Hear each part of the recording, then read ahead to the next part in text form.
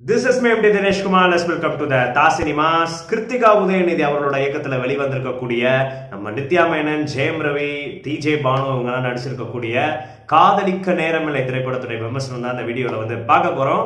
காதலிக்க நேரமில்லை ஒரு அவுட்டான ஒரு ரொமான்டிக் டிராமா திரைப்படம் தான். ஸோ இந்த பொங்கல் ஃபெஸ்டிவல் அந்த படத்தை வந்து விட்டுருக்காங்க.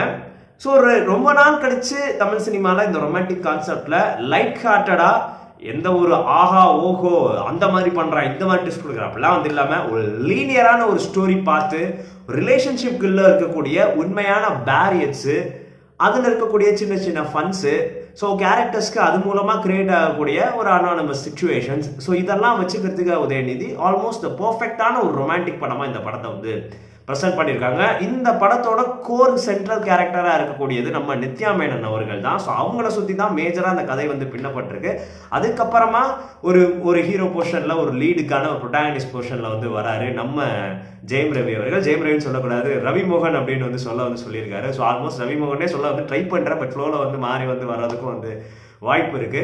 ஸோ இந்த கதையே வந்து ஒரு ரெண்டு பேர் கடைசியில் வந்து எப்படி வந்து இணைகிறாங்க, வேற ஒரு பாத்தில் இருக்கக்கூடிய ரெண்டு கேரக்டர்ஸ், ஒரு ஃபீமேல் லீடு ஒருத்தவங்க, மேல் லீடு ஒருத்தவங்க, ரெண்டு பேருமே வேற மாதிரி யோசிக்கக்கூடிய வந்து கேரக்டர். ஸோ ஒருத்தவங்கள நித்யா மேனன் அவர்களுக்கு வந்து கல்யாணம் வந்து இல்லாமல், ஆம்பளைங்க மேலே நம்பிக்கையே வந்து இல்லாமல், ஸோ வந்து குழந்தை வேணும் அப்படின்றதுக்காண்டி சர்ஜன்சி மூலமாக வந்து குழந்தை வந்து பெற்றுக்கிறாங்க.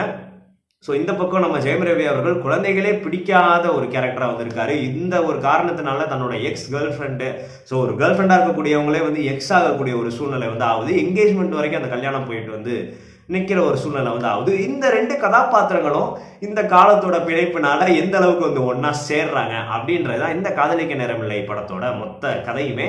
இந்த படமே ரொம்பவே ப்ராக்ரெசிவான ஒரு ஐடியாஸை நமக்கு முன்னாடி வந்து எடுத்து வச்சிருக்கு. கிருத்திகா உதயநிதி அவர்களுக்கு ஒரு மிகப்பெரிய பாராட்டுகள்.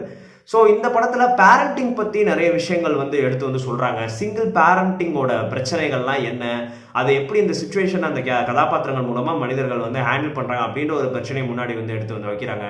அதுவும் முக்கியமாக எல்ஜிபிடிக்யூ கே பேரண்டிங் பற்றின ஒரு விஷயங்களுமே இந்த கதையில் வந்து சித்தரிக்கப்பட்டிருக்கு. ஸோ இந்த எல்ஜிபிடிக்யூ சமாச்சாரம் எல்லாத்தையுமே கே கதாபாத்திரமாகவே நம்ம வினய் அவர்கள் மெயின் ஸ்ட்ரீம் சினிமாவில் உண்மையிலேயே வினய் அவர்கள் எடுத்து நடத்திருக்கக்கூடிய ஒரு இந்த கதாபாத்திரம் வந்து உண்மையிலேயே ஒரு பாராட்டக்கூடிய ஒரு விஷயம் தான். எல்லாருமே இந்த மாதிரி ஒரு மெயின் ஸ்ட்ரீம் சினிமாவில், கமர்ஷியல் ஸ்பேஸில் இருக்கக்கூடிய சினிமாவில் இந்த மாதிரி ஒரு கதாபாத்திரத்துக்கு ஈஸியாக ஓகே சொல்லிட வந்து மாட்டாங்க. பிலீவபிளாகவுமே அவர் வந்து லுக் வைஸாக வந்து போர்ட்ரே பண்ணியிருப்பாரு, ஹானஸ்டாக போர்ட்ரே பண்ணியிருக்காங்க. அதில் எந்த ஒரு கிளிஷேயுமே வந்து இன்க்ளூட் பண்ணாமல், தேவையில்லாத சில்லி காமெடிஸ் எதையுமே அந்த விஷயத்தில் இன்க்ளூட் பண்ணாமல் ஹானஸ்டாக அதை வந்து போர்ட்ரே பண்ணியிருக்காங்க. ஸோ அந்த இதில் இருக்கக்கூடிய பிரச்சனைகள் இது எல்லாத்தையுமே ரொம்பவே ப்ராக்ரெசிவாக, ரொம்பவே நம்ம பேச வேண்டிய பெரிய தாட்ஸ் எல்லாத்தையுமே அப்படியே ரேண்டமாக போகிற போக்கில் சூப்பராக ஹானஸ்டாக கிளிக் ஆகிற வகையில் பேசிட்டு போயிருக்காங்க. இந்த படமே அப்படிதான் வந்து கையாளப்பட்டிருக்கு. எதையுமே ஃபோர்ஸ் பண்ணி இதுக்காக டைம் எடுத்து நாங்கள் ரிஜிஸ்டர் பண்ணி உங்களுக்கு அந்த எமோஷன் இறங்கணும் அப்படிலாம் வந்து சொல்லாமல் அழகா அந்த கதையோட்டத்திலேயே சூப்பராக கிருத்திகா உதயநிதி பின்னி தான் இந்த கதையை வந்து பண்ணியிருக்காங்க. ஸோ ஃபர்ஸ்ட் ஹாஃப் பொறுத்த வரைக்கும் முழுக்க யோகி பாபா அவர்களோட ஒரு சின்ன ஒரு கவுடா அப்படின்ற ஒரு கேரக்டர் வந்து பண்ணியிருக்காரு. ஸோ அவரோட ஒன்லைனர்ஸ் அங்கங்கே ஆல்மோஸ்ட் வந்து சிரிப்பு வகையில் இருக்கக்கூடிய வகையில் தான் வந்து இருக்கு. முக்கியமாக சப்போர்ட்டிங் கேரக்டர்ஸில் நம்ம லால் அவர்கள், டிஜே பானு அவர்கள், அதுக்கப்புறம் நித்யா மேனன் அவர்களோட சித்தியா ஒரு கதாபாத்திரமா அவங்க நிறைய படத்தில் வந்து நடிச்சிருப்போம். அவங்களோட ஒன்லைன் காமெடிஸ் கூட நிறைய இடத்துல சூப்பராக வந்து கிளிக் ஆச்சு. அதுக்கப்புறம் மனோ அவர்கள் வந்து நித்யா மேனனோட அப்பா கதாபாத்திரமா வந்து வராங்க.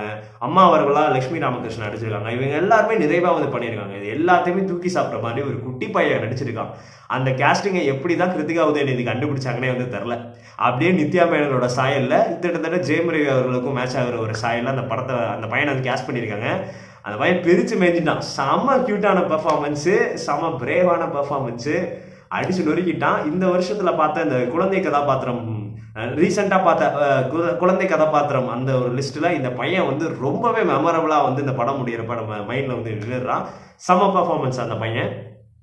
ஸோ ஃபர்ஸ்ட் ஹாஃப் பொறுத்த வரைக்கும் இது முழுக்க யூத்துக்கான ஒரு படமாக தான் இது வந்து செட் பண்ணப்பட்டிருக்கு. ஸோ எப்படி ரிலேஷன்ஷிப் பேரியர்ஸில் வந்து கல்யாணம் ஆகிறதுக்கு முன்னாடியே அவங்களோட ரிலேஷன்ஷிப்பில் என்ன மாதிரியான ஒரு லிமிட்லாம் வந்து இருக்காங்க, அதுக்கப்புறம் இங்கே இருக்கக்கூடிய கிளிஷேஸை இந்த ரிலேஷன்ஷிப்பில் இருக்கிறவங்க எப்படி வந்து பார்க்குறாங்க, இது எல்லாமே ஆல்மோஸ்ட் ஒரு எலைட்டுக்கான ஒரு லவ் ஸ்டோரியாக தான் இந்த படமே வந்து கையாளப்பட்டிருக்கு. ஒரு எலைட் ஸ்டேட்டஸில் இருக்கிறவங்க, ரொம்பவே ஒரு பெரிய ஸ்டேட்டஸில் இருக்கிறவங்களோட கதைகளாக தான் இந்த படம் வந்து கையாளப்பட்டிருக்கு. பட் ஸ்டில் இது எல்லாமே ரெலவெண்டா ஆடியன்ஸ் கூட ஆல்மோஸ்ட் கனெக்ட் ஆகிற வகையில தான் வந்து பண்ணிருக்காங்க. ஸோ ஃபர்ஸ்ட் ஆஃப் ஆல் முழுக்க கோர்வையே ஒரு யூத்துக்கான ஒரு படமா, நிறைய அடல்ட்ரியான விஷயங்கள், இப்போ ஸ்பெர்ம் டொனேட் பண்றதுக்காண்டி ஒரு விஷயம் வந்து இந்த கதையில வந்து நடக்கும். அந்த காட்சிகள் எல்லாமே ரகலையா வந்திருக்கும். பட் இதெல்லாம் அடல்ட்ரி ரிலேட்டடா முகம் சுளிக்காத வகையில ஃபேமிலி ஆடியன்ஸும் உட்காந்து பார்க்குற வகையில், பட் யூத்துக்கு பெருசாக கனெக்ட் ஆகிற வகையில் இந்த காட்சிகள்லாம் வந்து சித்தரிக்கப்பட்டுட்டு செகண்ட் ஹாஃப்ல மொத்தமாக ஜான்ரா ஷிஃப்ட் வந்து எடுக்கிறாங்க கிருத்திகா உதயநிதி. இந்த படத்தை அப்படியே ஒரு முழுக்க ஃபேமிலி ஓரியன்டான படமாக வந்து கொண்டு போகிறாங்க.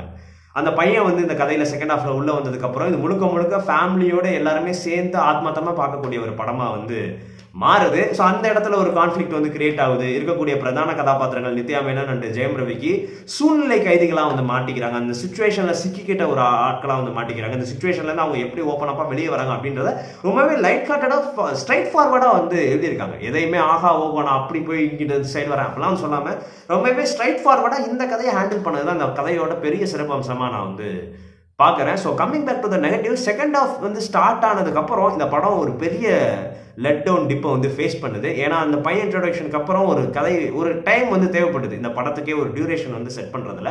ஸோ அந்த இடத்துல ஏதாவது ஒரு இன்ட்ரெஸ்டிங்கான சீன்ஸ் மூலமாக இன்னுமே ஆடியன்ஸை ஹுக்டப்பாக வந்து வச்சிருக்கலாம். ஒன்ஸ் டிஜே பானு அவர்களோட கதாபாத்திரம் ஜெயம் ரவி அவர்களோட எக்ஸ் கேர்ள் ஃப்ரெண்டாக போர்ட்ரே பண்ணக்கூடிய கதாபாத்திரம் செகண்ட் ஹாஃப்ல இன்ட்ரோடியூஸ் ஆனதுக்கப்புறம் தான், இந்த கான்ஃபிளிக்ட் ரைஸ் ஆனதுக்கப்புறம் தான் இந்த படம் இன்னுமே வந்து இன்ட்ரெஸ்ட் வந்து ஆகுது. டுவர்ட்ஸ் த கிளைமேக்ஸ் கிட்ட ஒரு சூப்பரான ஒரு மேட்டர் வச்சு அதுமாதிரி வந்து கொண்டு போய் வந்து முடிச்சிட்டாங்க. அதே மாதிரி இன்னொரு ட்ராபேக்காக நான் வந்து பார்க்குறது என்னன்னா, இந்த ஜான்ரா ஷிஃப்ட் இருக்கு இல்லையா, ஃபர்ஸ்ட் ஹாஃப் வந்து யங்ஸ்டர்ஸ்க்கான படம், செகண்ட் ஹாஃப் வந்து ஃபேமிலி ஆடியன்ஸ்க்கான படம். இந்த ஒரு மூடுல இந்த படத்தை போய் வந்து நீங்க அதாவது ஒரு ரொமான்டிக் படம் பார்க்க போறோம், அதாவது ரொமான்டிக் காமெடி கிடையாது, ஒரு ரொமான்டிக் டிராமா படம். காமெடிக்கான விஷயங்கள் அங்கங்க வந்து இருக்கு, பட் இது ஸ்ட்ரைட் ஃபார்வர்டான ரொமான்டிக் டிராமா படம். ஸோ இந்த மூட்ல இந்த படத்தை பார்க்குற ஆடியன்ஸ்க்கு தான் இந்த படம் பெருசாக வந்து ஒர்க் அவுட் ஆகும்.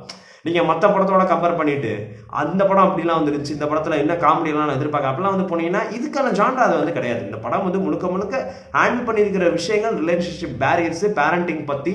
ஸோ அதுக்கு நடுவில் இருக்கக்கூடிய ரெண்டு பிரதான கதாபாத்திரங்கள் எப்படி சேர்றாங்க அப்படின்றது தான். ஸோ இதை தான் ட்ராபேக்ஸாக நான் வந்து பார்க்குறேன். ஸோ மற்றபடி பெருசாக இந்த படத்தோட ஜான்ரா புரிஞ்சு பார்த்தீங்கன்னா இந்த படம் வந்து உங்களுக்கு சூப்பராகவே வந்து ஒர்க் அவுட் ஆகும். நல்லாவே டீசெண்டாக ஃபேர் குட் வாட்சாக வந்து ஒர்க் அவுட் ஆகும். இந்த படத்தோட பெரிய பாசிட்டிவாக நான் ஒரு விஷயத்தை வந்து பார்க்குறேன்.